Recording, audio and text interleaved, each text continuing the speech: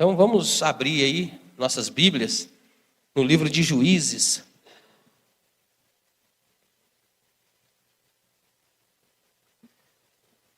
Juízes capítulo 6.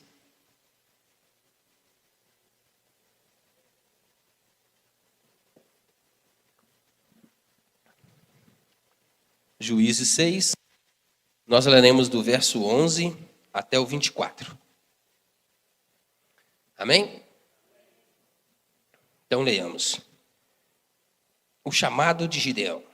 Então veio o anjo do Senhor e assentou-se debaixo do carvalho que está em Ofra, que pertencia a Joás, a Abiesrita. E Gideão, seu filho, estava malhando trigo no lagar para o pôr a salvo dos midianitas. Então o anjo do Senhor lhe apareceu e lhe disse: O Senhor é contigo, homem valente. Respondeu-lhe Gideão: Ai, Senhor meu, se o Senhor é conosco, por que nos sobreveio tudo isso? E o que é feito de todas as suas maravilhas que nossos pais nos contaram, dizendo: Não nos fez o Senhor subir do Egito? Porém, agora o Senhor nos desamparou e nos entregou nas mãos dos midianitas. Então se virou o Senhor para ele e disse: Vai nessa tua força e livra Israel das mãos dos midianitas. Porventura não te enviei eu? E ele disse: Ah, Senhor meu, como eu livrarei Israel? Eis que a minha família é a mais pobre em Manassés, e eu o menor na casa de meu pai. Tornou-lhe o Senhor: Já que estou contigo, ferirás os midianitas como se fossem um só homem. Ele respondeu: Se agora achei mercê diante dos teus olhos, dá-me um sinal, que és tu, Senhor, que me falas. Rogo-te que daqui não te apartes, até que eu volte, e traga minha oferta e a deponha perante ti. Respondeu ele: Esperarei até que voltes. Então entrou Gideão e preparou um cabrito e bolos asmos de 1 efa de farinha. A carne pôs no cesto e o caldo numa panela. E trouxe-lhe até debaixo do carvalho e lhe o apresentou. Porém o anjo do Senhor lhe disse: Toma a carne e os bolos asmos, põe-nos sobre esta penha e derrama-lhes por cima o caldo. E assim o fez. Estendeu o anjo do Senhor a ponta do cajado que trazia na mão e tocou a carne e os bolos asmos. Então subiu o fogo da penha e consumiu a carne e os bolos, e o anjo do Senhor desapareceu de sua presença. Viu Gideão que era o anjo do Senhor e disse: Ai de mim, Senhor Deus, pois vi o anjo do Senhor face a face. Porém o Senhor lhe disse: Paz seja contigo, não temas, não morrerás. Então Gideão edificou ali um altar ao Senhor e lhe chamou de O Senhor é Paz. Ainda até o dia de hoje está o altar em Ofra, que pertence aos Abiesritas. Vamos orar novamente? Deus, diante de nós, Pai amado, está a sua palavra. Deus, peço-te que, apesar, ó Deus, de mim, o Senhor possa, Deus, falar ao coração da tua igreja nessa noite, como o Senhor tem falado já, Deus, nos nossos corações. Desde o início desse culto, ó Pai, o Senhor nos tem conduzido para perto de ti mesmo. Pedimos-te agora, Deus, que tudo que for impedimento, ó Deus, que possa querer roubar, Deus, essa semente que vai ser semeada nessa noite, possa estar daquela porta para fora em nome de Jesus. Que não haja, Deus, nenhuma preocupação, nenhum compromisso, Deus, nenhuma alegria, ó Pai, que possa roubar a atenção dos nossos irmãos nessa noite. Volte-nos, ó Pai, para ti, para a tua palavra e fala conosco. É a nossa oração, em nome de Jesus. Amém. Irmãos, Gideão, todos, a maioria, né? Eu ontem cometi uma gafe aí com os irmãos, né? Acreditando que muitos já conhecessem a história de Gideão.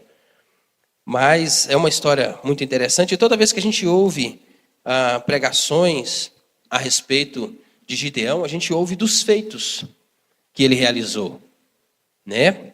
ênfase aí na ideia de que Deus chamou ele, né, de homem valente, né, dos 300 homens que foram com ele, dos exércitos que foram derrotados. Todos nós conhecemos essas histórias.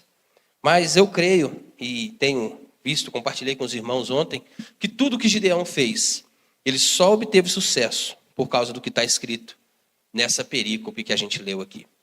Ele obteve sucesso em tudo que empreitou fazer, porque Deus o chamou, por causa do que está descrito nesses versículos aqui.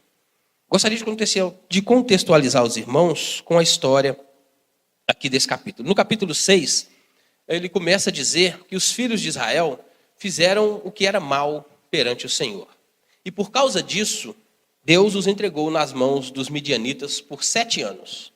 E foi tão avassalador o jugo sobre o qual eles estavam, que eles tiveram que ir para as montanhas, cavar ali alguns buracos, cavar até moradias mesmo, fizeram ali nos montes para poder esconder dos seus inimigos. Ali eles guardavam os seus mantimentos, animais, tudo aquilo que era o seu sustento.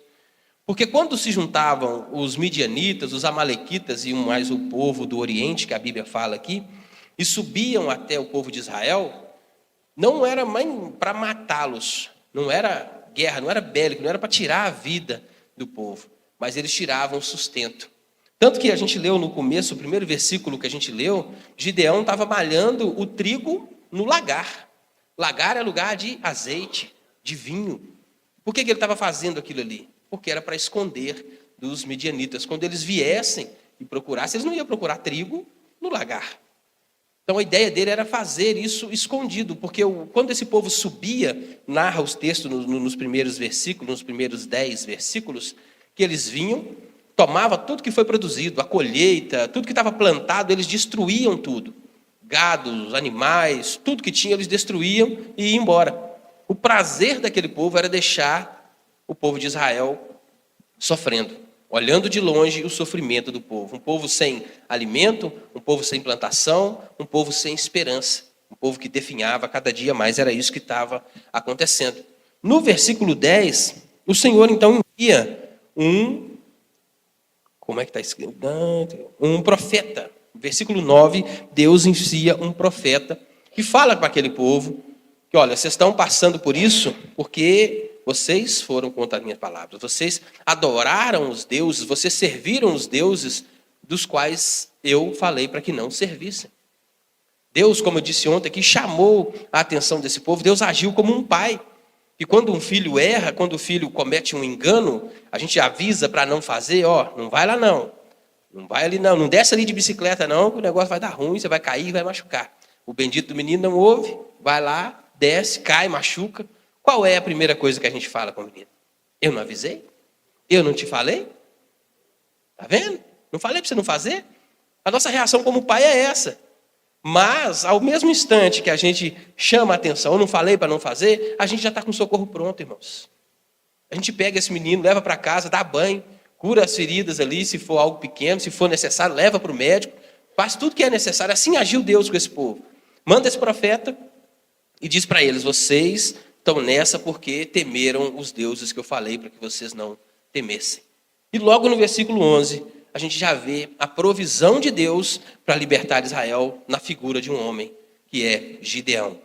E aí nesses versículos, irmãos, eu gostaria de compartilhar com a igreja pelo menos 3 ensinamentos que a gente tem aqui com essa história de Gideão. Por que que Gideão obteve sucesso na sua empreitada? E como título, olhando para essa história, como devemos nós responder ao chamado do Senhor?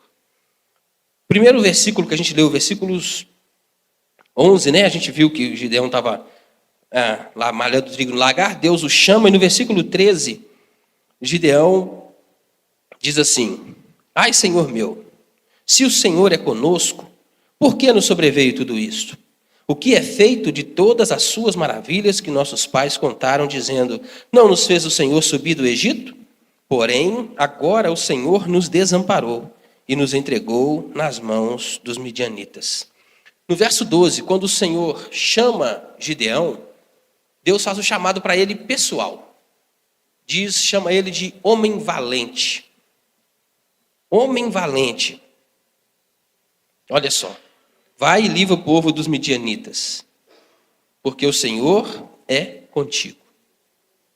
Mas quando Gideão responde ao chamado de Deus, Gideão não olha para a sua pessoa, no singular.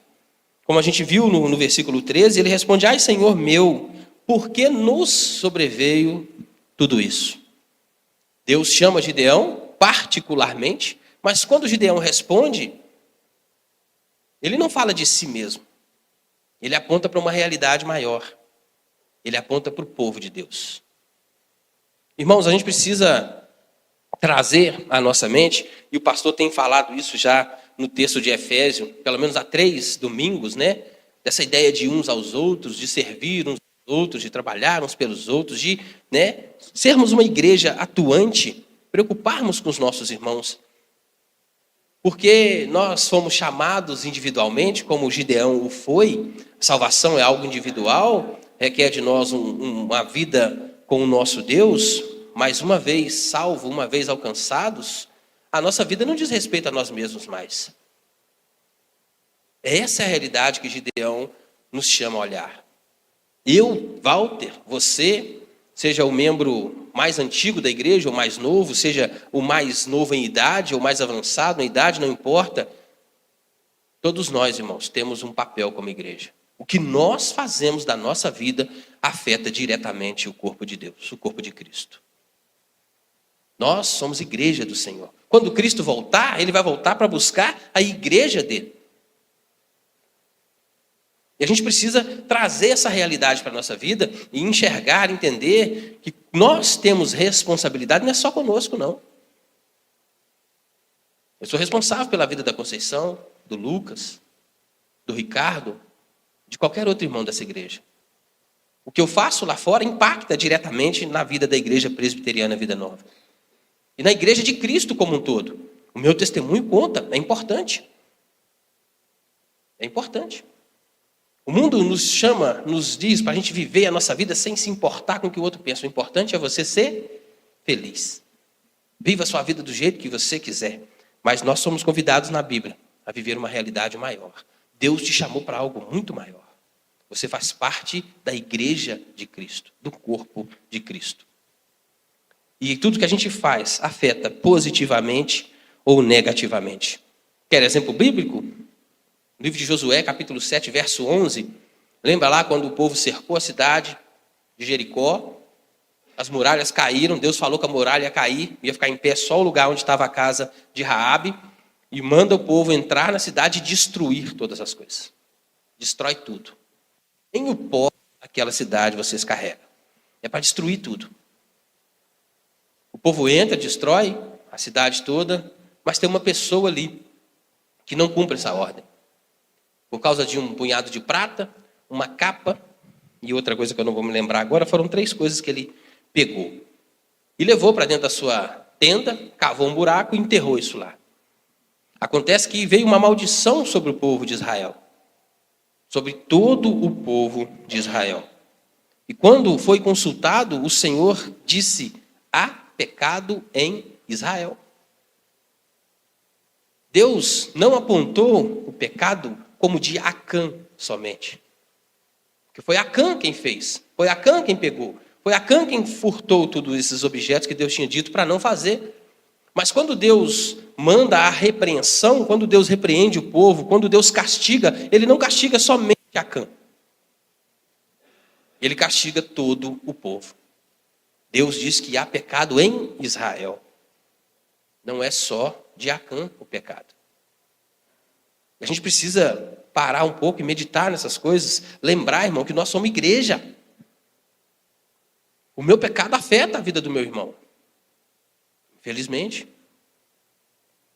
E é bom pensar assim, é bom ter esse pensamento, esse senso coletivo, porque no ato, quando eu for errar, ou quando estiver perto de fazer alguma coisa, quando o pecado estiver diante de mim, me lembrar que tem demais pessoas que vão ser prejudicadas com aquilo, me ajuda a negar também esse desejo, ou refrear o desejo, ou aquilo que está ali no momento me afetando, ou me convidando a errar. A gente precisa ter consciência do coletivo. Da mesma forma que o meu pecado afeta o irmão, aquilo que eu faço de correto, aquilo que eu faço que é certo, aquilo que é de justo diante de Deus, também afeta a igreja. Contribui para o crescimento da igreja. Quando eu acerto, quando eu vivo uma vida correta, a igreja ganha com isso. Os meus irmãos ganham com isso. Isso é maravilhoso, irmãos. Isso é maravilhoso de pensar. A gente precisa ter isso em mente. O meu pecado não afeta somente a minha vida, nem só da minha família. Afeta a igreja como um todo. Mas o que eu faço de errado, o que eu faço que é certo, aquilo que me aproxima de Deus, essa vida de santidade, essa vida de piedade, a minha igreja também ganha com isso. Outra coisa que a gente precisa pensar aqui, irmãos, é que a igreja, como um corpo, como um só povo, a gente tem que trabalhar, lutar, labutar, para pensarmos da mesma forma, para buscar agir da mesma forma. 1 Coríntios capítulo 1, verso 10 diz assim: rogo-vos, irmãos, pelo nome do nosso Senhor Jesus Cristo, que faleis todos a mesma coisa e que não haja entre vós divisões. Antes, sejais inteiramente unidos na mesma disposição mental e no mesmo parecer. Olha como é que é sério isso aqui. Nos dias que nós vivemos, onde tantas ideologias estão aí, para mim, a mais perigosa delas tem a ver com feminismo, essa questão de empoderamento feminino, as irmãs que me perdoem, mas é muito sério isso. O plano do diabo é causar divisões. Tudo dele é dividir, tudo para ele é dividir. Enquanto a Bíblia nos convida a pensar concordemente, a agir da mesma forma, a mesma disposição mental e o mesmo parecer, tem crente discutindo na internet aí um monte de bobagem. É ou não é? Coisas que não fazem a igreja crescer, coisas que não edificam, enquanto o cerne é Cristo Jesus, o cerne da nossa fé é nos transformarmos dia a dia, ser parecidos com o nosso Senhor Jesus. O povo está debatendo aí um tanto de trem na internet que muita coisa é desnecessária. Muita coisa é desnecessária. Gerando divisões, irmãos. A gente precisa, como um corpo, nós somos um corpo. A célula do meu corpo não trabalha contra ela. Quando uma célula trabalha contra a outra, quando acontece isso é chamado de câncer. Quando o corpo começa a trabalhar contra ele mesmo, isso é um câncer. E a gente precisa, o corpo precisa trabalhar para que ele mesmo cresça. Primeiro verticalmente, mas horizontalmente. Nós precisamos trabalhar para crescer. Eu preciso trabalhar para me aproximar do meu Deus e trabalhar para que o meu irmão se aproxime mais de Deus. E não adianta você achar que é o mais novo, o mais jovem, que não tem responsabilidade. Tem sim. Tem sim. Ninguém é tão pobre que não possa dar e nem tão rico que não possa receber. Somos corpo de Cristo, irmãos. Corpo. E pensar concordemente é algo extremamente necessário nos nossos dias. Não é possível que no meio da igreja haja divisões em coisas tão diretas como a Bíblia. Rapaz, se tem alguma dúvida, se surgiu algum conflito, se tem o eu acho aí no meio, eu acho isso, o meu irmão acha aquilo, aí eu penso assim, o meu irmão pensa assado. Quem que tem que ser o juiz disso? A Bíblia.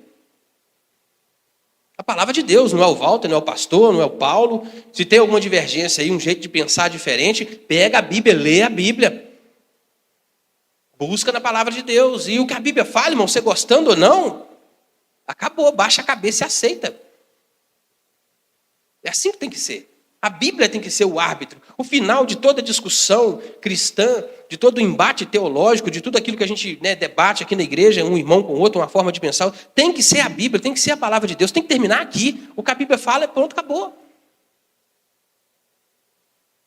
Nós somos presbiterianos e graças a Deus que eu converti nessa igreja, não nasci aqui, não cresci aqui, mas quem nasceu e cresceu num berço presbiteriano aprende desde cedo o valor de se interpretar bem as Escrituras. De conhecer bem as Escrituras. Então façam isso. Interpreta, usem todas as ferramentas que você aprendeu a vida inteira como um bom presbiteriano e se lança diante da palavra de Deus. Se tem alguma dúvida, se tem algum problema, é a Bíblia que tem que resolver, irmão. Não é eu acho. Eu acho. Eu penso. Eu penso que é assim.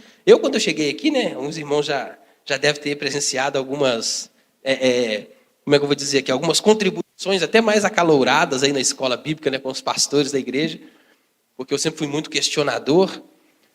Mas, cara, quando chegava diante da palavra de Deus, eu debatia aqui, chegava em casa, e lia, e pensava, poxa, não é que a Bíblia, se a Bíblia fala, acabou. Aceita que dói menos. E deixa a Bíblia transformar a sua vida. Deixa a Bíblia tirar o eu acho de dentro de você e colocar aquilo que Deus pensa. Então a primeira coisa que a gente aprende aqui, irmãos, é que nós somos um corpo. E um corpo precisa trabalhar para que ele mesmo cresça. ser alimentado, crescer, frutificar. A segunda coisa, irmãos, que a gente percebe nesse texto é que tudo que a gente intenta fazer, toda obra, tudo que for colocado nas nossas mãos, a gente não faz na nossa própria força. Vamos lá, que ver versículos 14 ao 16. Então se virou o Senhor para ele e disse: vai nessa tua força e livra Israel das mãos dos midianitas. Porventura não te enviei eu? E ele disse: ai, Senhor meu, com que livrarei Israel? Eis que a minha família é a mais pobre em Manassés, e eu o menor na casa de meu pai. Tornou-lhe o Senhor: já que eu estou contigo, ferirás os midianitas como se fossem um só homem. Deus chama Gideão, particularmente. Quando Gideão é chamado, ele entende que o que ele precisa fazer não diz respeito só a ele. Mas, quando ele fala para Deus, quando ele entende isso, nos contextos que ele fala, Deus, né, o Senhor é conosco, se o Senhor é conosco, por que nos sobreveio tudo isso? Nota que, nesse versículo 13, Gideão confronta o Senhor. O que é feito de todas as suas maravilhas que nossos pais nos contaram, dizendo: não nos fez o Senhor subir do Egito? Porém agora o Senhor nos desamparou e nos entregou nas mãos dos midianitas. E Deus então retruca. É como se Deus, né, Gideão reclama, o Senhor nos entregou nas mãos dele, e Deus então diz para ele: então vai nessa tua força.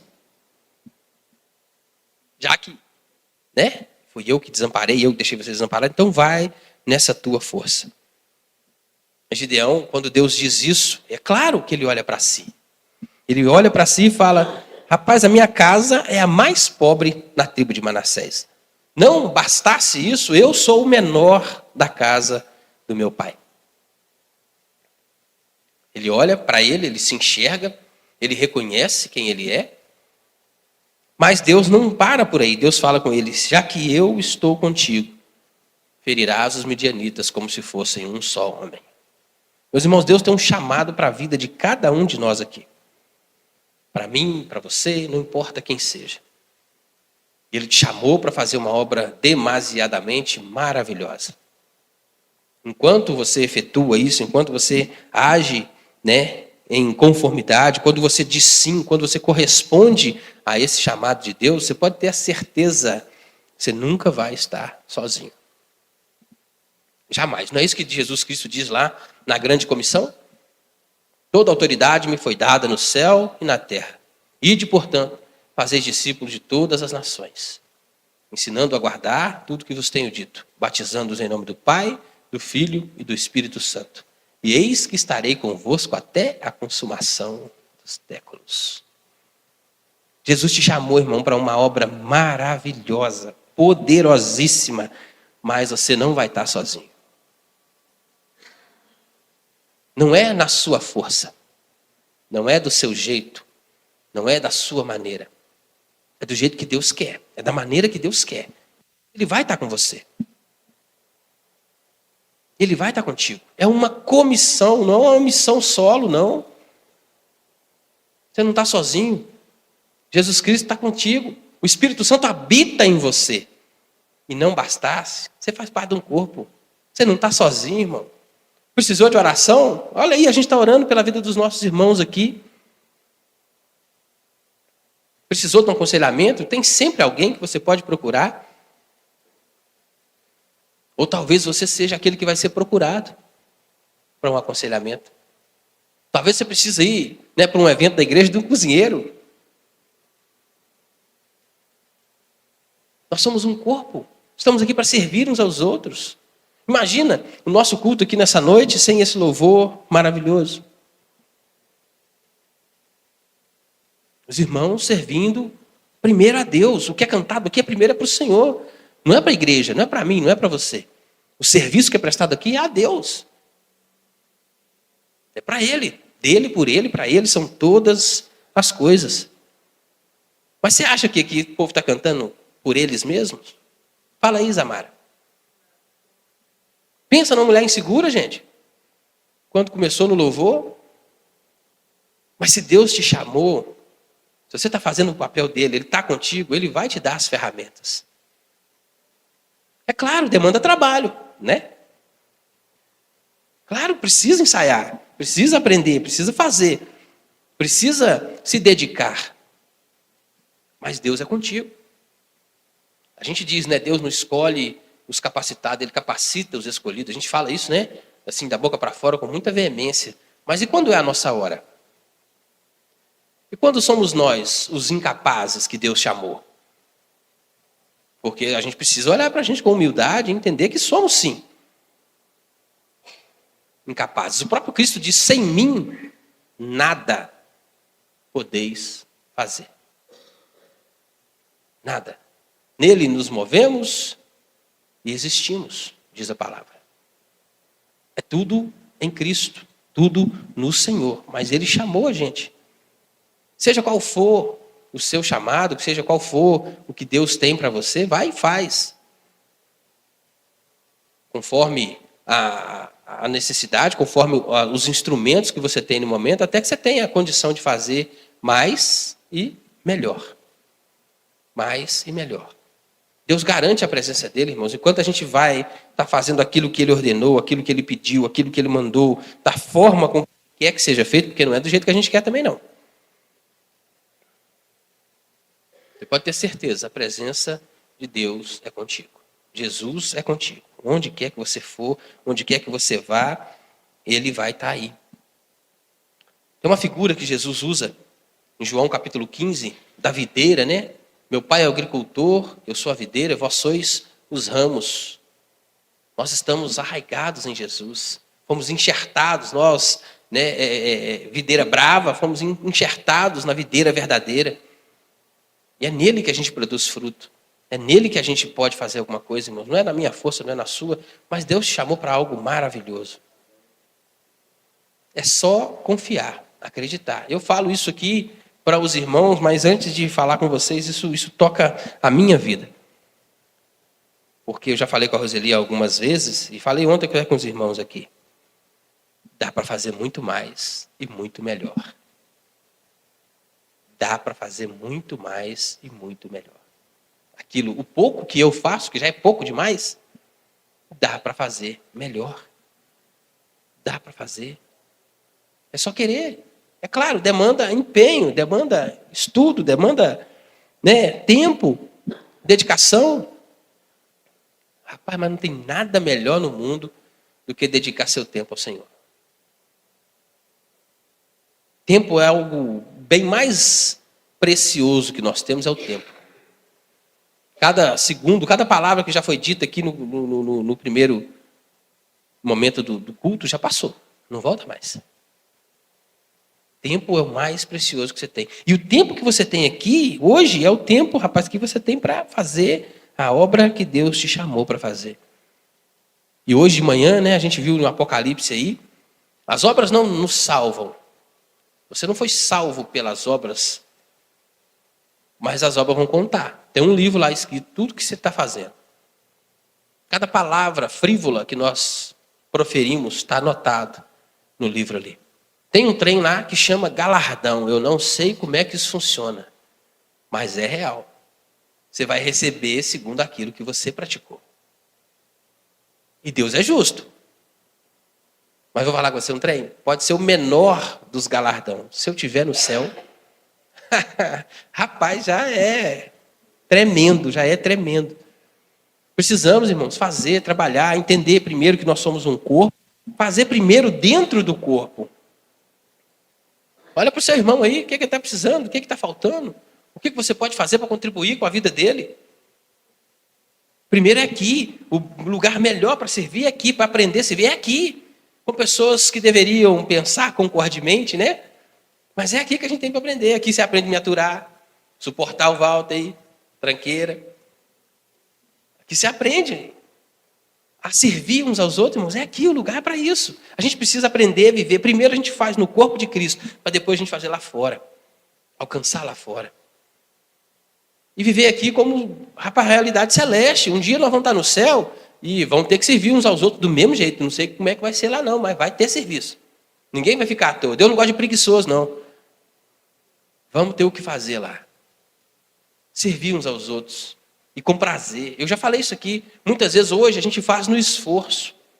E tem hora que é no esforço mesmo. Tem hora que é aquele cara que pisou no calo, sabe? Aquele que, poxa, que falou um trem que você não gostou. E aí é a hora de você servir ele. É aqui, é agora. É para hoje. E encontrar prazer nisso, alegria nisso. Como a gente cresce, irmão? Como é que a gente cresce quando a gente perdoa? Como a gente aprende a perdoar, quando a gente aprende a servir aquele que nos feriu. E quando é a gente que fere? E quando é a minha língua que machucou o outro? Quando fui eu que deixei de fazer alguma coisa, eu que prometi algo. Ô, gente, eu já pisei na bola tanto aqui com o pessoal de orçamento. Eu volto, vai lá fazer, eu vou tal dia. Rapaz, e eu esqueço daquele trem. E aí o povo chama atenção, puxa a orelha, fica bravo, já não quer mais que você vai lá, nem para fazer o orçamento. De vez em quando a gente dá umas mancadas. Mas a gente precisa aprender a perdoar. É aqui, o lugar é aqui. A hora é agora. Rapaz, eu vou falar com você um trem. Quando você precisa de alguém, quando você tem aquela necessidade, aquele ouvido, aquele ombro, e você liga para a pessoa e a pessoa é solícita, na hora, rapaz, é um bálsamo. É um refrigério na vida da gente. Poder contar com o irmão. Poder contar com o outro. Isso é maravilhoso. E eu espero, irmãos, que a gente possa contar um com o outro. Vocês podem contar comigo a hora que for, por que for. Se eu puder ajudar, eu estou às ordens. E espero poder contar com vocês também. Seja para uma exortação, seja para um puxão de orelha, seja para um agradecimento, seja para uma crítica construtiva, seja para um convite para um almoço, um jantar, um churrasco. Estamos juntos. Estamos juntos. A gente precisa viver essa realidade aqui. Então, e saber, irmãos, que tudo que nós fazemos é para o Senhor. E se é para o Senhor, rapaz, Ele vai prover. Pedro fala isso. Deus nos dá tudo o que precisamos para uma vida de piedade. Tudo que eu e você precisamos vem do Senhor. Ele vai te dar a ferramenta, seja qual for, vem da parte dEle. Ele garante, Ele é o Deus da provisão, Ele é Jeová Jiré, não vai faltar o que quer que seja que você precise para cumprir a sua missão. E a terceira coisa, irmãos, que eu vejo nesse texto, que a gente precisa parar e pensar que a gente precisa santificar a nossa vida. É necessário santificação. Olha só o que diz aqui, versículos a partir do 17. Ele respondeu: se agora achei mercê diante dos teus olhos, dá-me um sinal que és tu, Senhor, que me falas. Rogo-te que daqui não te apartes até que eu volte, traga a minha oferta e a deponha perante ti. Respondeu ele: esperarei até que voltes. Entrou Gideão, preparou um cabrito e bolos asmos de um efa de farinha, a carne pôs no cesto e o caldo numa panela, e trouxe-lhe até o carvalho que está até debaixo do carvalho, e lhe apresentou. Porém, o anjo de Deus lhe disse: toma a carne, os bolos asmos, põe-nos sobre a penha e derrama-lhes por cima o caldo. Assim o fez. Estendeu o anjo do Senhor a ponta do cajado que trazia na mão e tocou a carne e os bolos asmos. Então subiu o fogo da penha e consumiu a carne e os bolos. E o anjo do Senhor desapareceu de sua presença. Olha só que trem bacana. Uma nação perdida na idolatria, um povo idólatra, totalmente afastado de Deus, fora do contexto de Deus. Gideão, inclusive, o pai dele era um idólatra. A gente vê a partir do versículo 25 que o pai dele tinha na casa dele um altar de adoração a outro Deus, um poste ídolo edificado na casa do próprio pai de Gideão. Um povo idólatra. Mas quando Deus chama Gideão, quando Deus o convoca e ele tem dúvidas, né? Será que é de fato Deus que está me chamando? O que é que ele faz então? Ele mostra que ele conhecia a lei de Deus. Ele conhecia os mandamentos do Senhor. Ele vai lá, mata o cabrito, faz um bolo asmo ali de um efa de farinha, pega aquilo e traz como oferta perante o Senhor. Por que Gideão faz isso? Porque ele sabia que se aquilo fosse aceito por aquela pessoa que estava diante dele, era Deus quem tinha enviado. Porque tudo que ele fez é um mandamento do Senhor. No livro de Levítico, no capítulo 4, no final ali do capítulo, a gente vê ali a lei a respeito das ofertas pelo pecado que se deveria levar diante do Senhor. Deus estipulou que era para levar um cabrito ou um cordeiro ou 2 rolinhas, ou 2 pombinhas, ou bolos ázimos de 1 efa de farinha. Exatamente segundo a lei ordenava, Gideão pegou e levou e depositou aquilo diante daquele anjo que estava diante dele. Quando ele o faz, o anjo então toca ali e o fogo sobe e consome tudo aquilo. O que Gideão fez? Ele reconheceu que estava em pecado. Há pecado em Israel. Ele reconheceu o pecado não só dele, mas da nação. Do povo. Ele não fez a ideia, quando Deus o chamou, ele não falou, o Senhor é conosco? Quando ele oferece esse sacrifício diante de Deus, é uma oferta pelo pecado, não só dele, mas do povo como um todo. Ele leva isso, e há, irmãos, um pedido de perdão diante do Senhor, um reconhecimento que está errado, e quando ele coloca isso diante de Deus, e o anjo põe fogo ali, o Senhor aceitou aquela oferta. O Senhor aceitou porque veio de um coração que conhecia a lei de Deus, que sabia quem Deus era, mas de um coração que sabia que estava em pecado. Ele sabia que estava errado. Sabia que o povo também estava errado. E levou aquilo diante de Deus. E Deus aceitou aquela oferta. Houve santificação naquele dia. Gideão coloca diante do Senhor aquela oferta. Deus aceita. E daí sim, da agora em diante, Deus manda com que ele comece a, de fato, a livrar o povo. Mas enquanto enquanto a gente não entender, irmãos, que a gente faz parte de algo maior, que não é na minha e na sua força, enquanto a gente não reconhecer quem a gente é diante de Deus, o trem não vai não. O trem não vai andar. Não vai para frente. Algo que me chama a atenção quando eu penso nisso é a respeito do filho pródigo. Vocês lembram, né? Foi lá, pediu herança para o pai, saiu, gastou tudo com meretriz, bebedeira, passou uns apertos lá, virou servo, né? Servindo porcos, porco que para o judeu era algo imundo, e ele desejava comer as bolotas que o porco comia. Ele lembra do pai, vou para casa do meu pai, lá um servo é muito mais bem tratado do que aqui.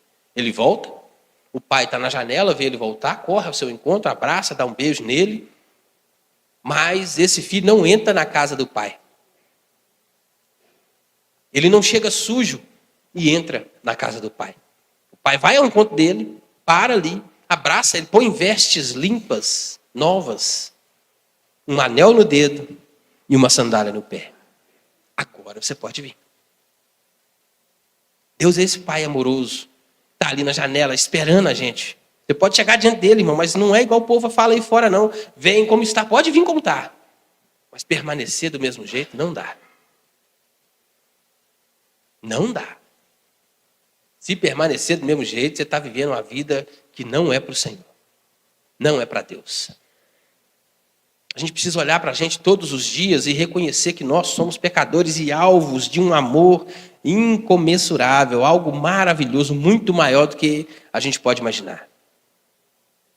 Porque um ser tão maior do que nós nos criou, nos deu vida, nos chamou, nos tirou dos reinos das trevas, trouxe para o reino da luz, tirou a gente da escravidão do pecado. E ainda assim, todos os dias nos perdoa de vários e vários pecados. Que amor é esse, irmãos? Que trem é esse? Que coisa maravilhosa de pensar. Nós éramos inimigos. Chamou a gente. Inimigos, degladiávamos contra Deus. Ele chama a gente para o lado dele. E de inimigos, a gente passa a ser filho. Filho de Deus. Herdeiros, co-herdeiros com Cristo. Daquilo que a gente ainda... Se a gente não merecia nem salvação, imagina todo esse... Tudo que está por vir. Tudo que está por vir. Fomos feitos filhos de Deus e aí temos um convite, irmãos. Aí somos convidados a trabalhar. E qual que é o grande trabalho do cristão? Qual que é a nossa grande função? Além, é claro, de crescermos como corpo, nos aproximar, de sermos transformados à imagem e semelhança de Deus, né? Sermos transformados aí no caráter de Cristo, voltar a ser aquilo para o qual nós fomos criados. O grande trabalho nosso, irmãos, é a pregação do Evangelho. É fazer com que os outros conheçam esse Deus que mudou a sua história. E se mudou a sua, você sabe quem você era. Ele pode mudar a história de qualquer outro, pode não. Quando eu olho para a minha vida e vejo o que Deus fez, eu reconheço, irmão, Deus pode salvar qualquer um. Qualquer um. Porque rapaz do céu, eu, além de valer nada, né, ainda era altivo. Pensa num cara que vivia questionando as coisas, né, questionando a Bíblia, questionando. Minha irmã foi a primeira a convertê-la em casa. Pensa na mulher que sofreu. Mas graças a Deus, eu estou aqui hoje. Salvo pela graça. Graça, só graça. Misericórdia, um amor do tamanho que a gente não pode nem medir. É por isso que eu estou aqui hoje. Irmãos, e Deus te chamou para essa missão. Deus chamou você para fazer parte do corpo de Cristo. Deus chamou você para trabalhar. Rapaz, imagina só. Você está servindo a alguém, você faz hoje parte de um exército, pode ter certeza que você está numa guerra, mas você faz parte do lado vencedor. Já venceu. Já acabou. A garantia está aqui. A gente viu hoje, capítulo 22 de Apocalipse. É garantido, irmãos. 8.000 promessas há na palavra de Deus, pelo menos, e nenhuma delas caiu por terra. Olha para a história. A história comprova a palavra de Deus. Tudo que Deus falou que ia acontecer, Ele fez. Ele fez. E sabe quem garante essas promessas de Apocalipse 22? Ele mesmo. É Ele mesmo. Não enviou essas promessas a mais ninguém. É Ele é quem a garantia. Ele que é o fiador. E se tudo que Ele falou se cumpriu, por que essa não vai voltar atrás? Por que essa não vai acontecer? Podemos confiar, irmãos. Podemos crer com toda certeza que Deus vai cumprir o que Ele disse. Inclusive, a promessa de estar com você todos os dias. Todos os dias. Levanta dessa cadeira, vai trabalhar, faz o que Deus te chamou para fazer com o melhor das suas forças, com o máximo que você puder. E você vai perceber que o máximo que você pode é nada. É nada. Mas, impressionantemente, esse nada vai sendo um nada maior. Dia após dia, dia após dia, dia após dia, a gente vai crescendo. Isso é maravilhoso. Maravilhoso. Eu olhar para a minha vida de 10, 11 anos atrás, olhar para a minha vida hoje, por tudo que eu já passei, para onde eu estou hoje, para onde o Senhor me colocou, e saber, irmãos, que eu só estou onde eu estou hoje porque, de alguma forma, se é possível, eu não quis ir mais além. Eu creio, né? Claro, Deus tem um plano para a minha vida, para todos aqui. Ele escreveu cada centímetro da minha história. Mas se de alguma forma, né? A Bíblia diz que nós somos responsáveis por nossas atitudes. De alguma forma, eu não estou além, espiritualmente falando, por minha própria causa. Porque Deus é infinito e Ele não dá o Espírito por medida. Quanto mais Ele dá, mais Ele tem para dar.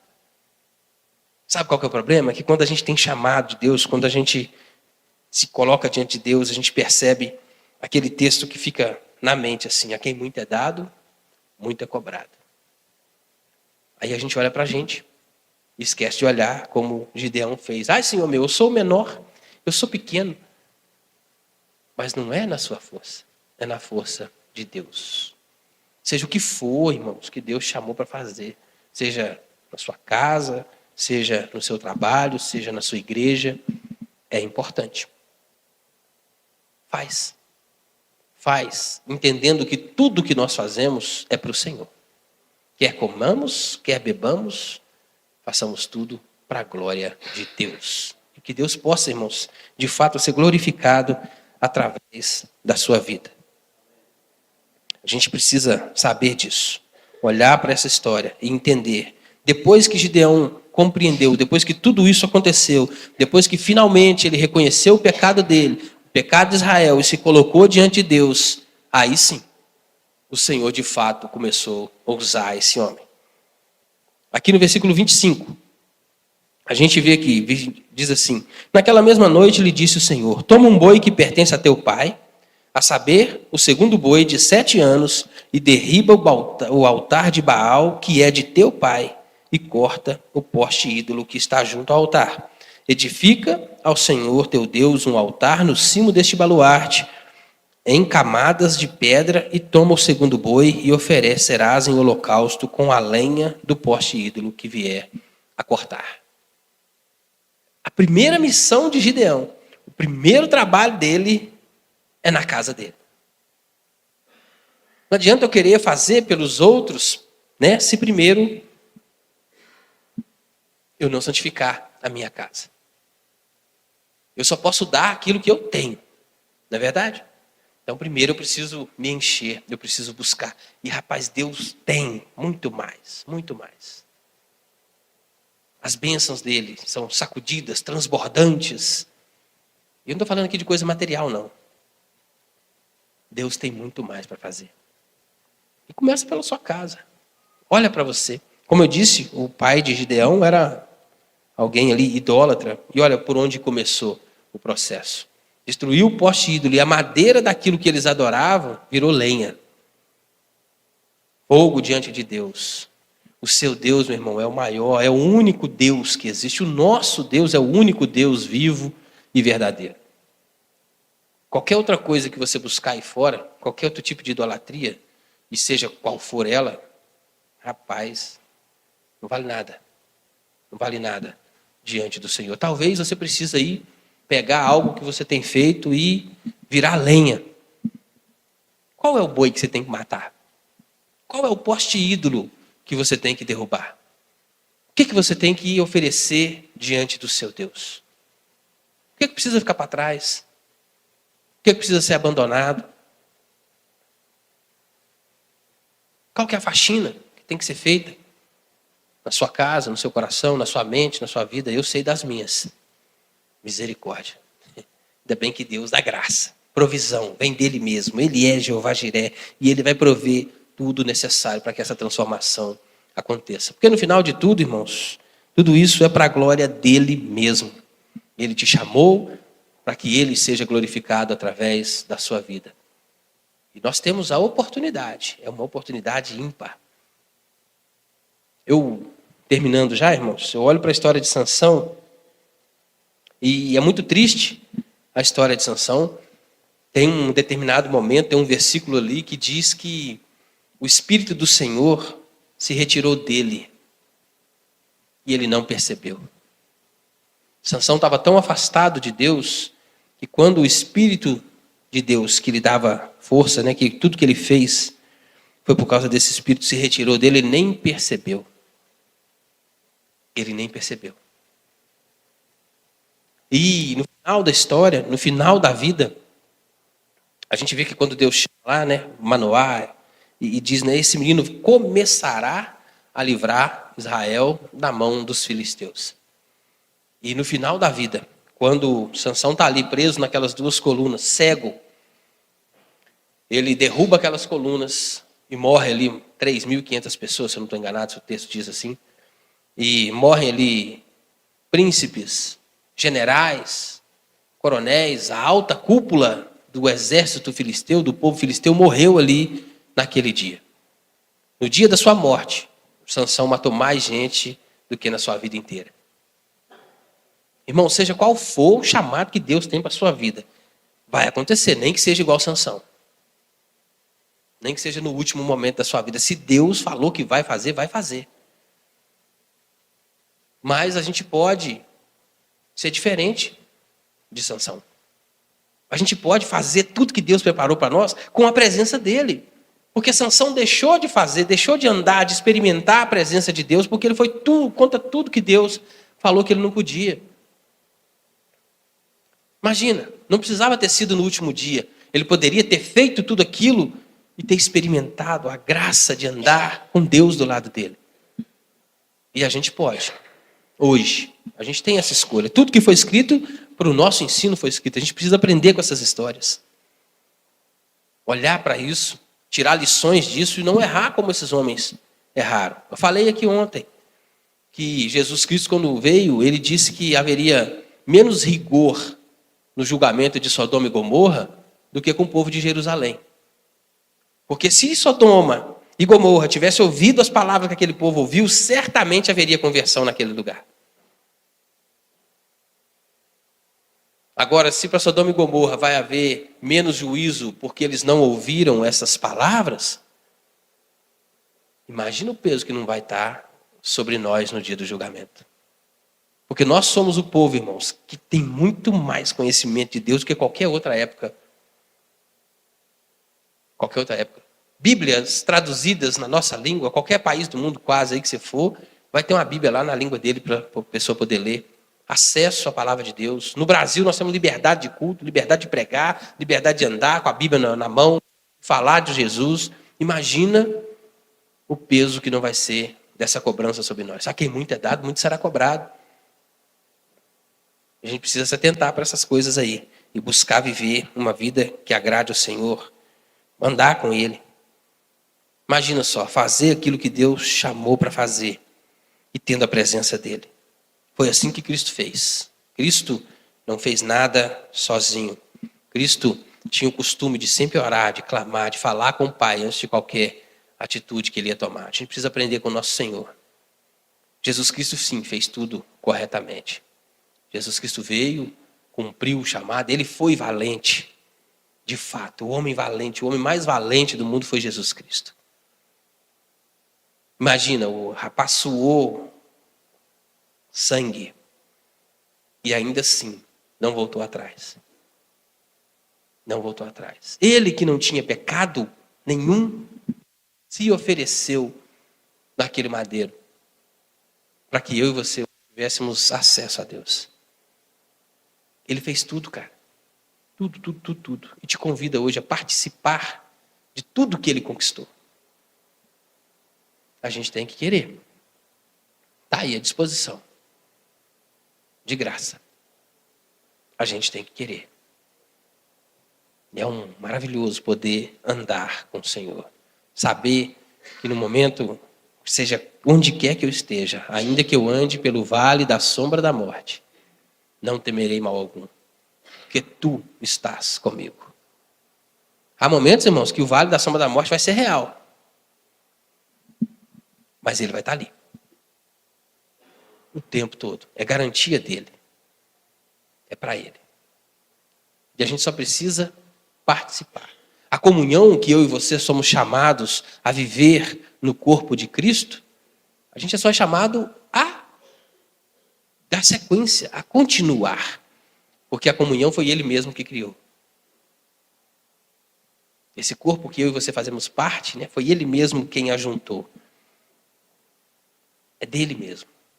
E a gente só é convidado a manter isso, irmãos. Ele já fez tudo, o trabalho foi todo dele. Não tenha sobre ti um só cuidado, qualquer que seja, né? Pois somente um seria muito para ti. O trabalho é dele. Vamos fazer com alegria, fazer com nossas forças enquanto a gente pode fazer, porque vai chegar um dia que não vai ter jeito mais não. Vai chegar a hora que não tem como. Talvez a idade atrapalhe, a saúde debilitada, já não vai deixar mais. Então é hoje. A gente precisa experimentar hoje, viver essa alegria hoje. Amém, irmãos? Era esse o texto que eu queria compartilhar com os irmãos. Vamos orar mais uma vez. Agradecer ao Senhor. Deus, o Senhor é bendito eternamente, Pai. O Senhor é grande, poderoso, soberano. Um Deus que está acima de toda e qualquer compreensão humana.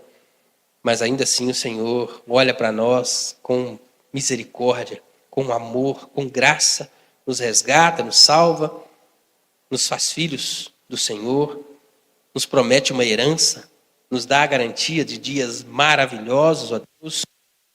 E como se não bastasse, somos convidados, ó Deus, a participar de tudo aquilo que o Senhor fez. Nos encoraja nessa noite, Deus, através dessas palavras, a de fato vivermos uma vida que te agrada. Aprender com Gideão, Deus, com essa história, meu Pai, com esse chamado. Como devemos nos portar, Pai, para que de fato cumpramos o chamado do Senhor na nossa vida, em nome de Jesus, que a gente possa sair daqui hoje edificados com esse texto, com essa palavra, que isso possa gerar frutos, ó Deus, no nosso coração, achar terra fértil, guarida em nós, ó Pai, e frutificar 30, 60, 100 por um. Em nome de Jesus, transforma a nossa vida, transforma a igreja presbiteriana Vida Nova através dessa palavra, transforma, Deus, a igreja do Senhor, meu Pai. Em nome de Jesus, visita, Deus, a cada um de nós com teu Espírito Santo nessa noite, que Ele que foi o inspirador dessas palavras, nos ajude, Deus, a compreendê-las. Que em nome de Jesus, a gente seja edificado, Deus, e que possamos de fato fazer aquilo que o Senhor nos chamou para fazer. Cumprir o teu propósito, cumprir o teu chamado. Em nome de Jesus, eis-nos aqui, Pai, envia-nos a nós. Em nome de Jesus e para a glória dele que nós oramos. Amém.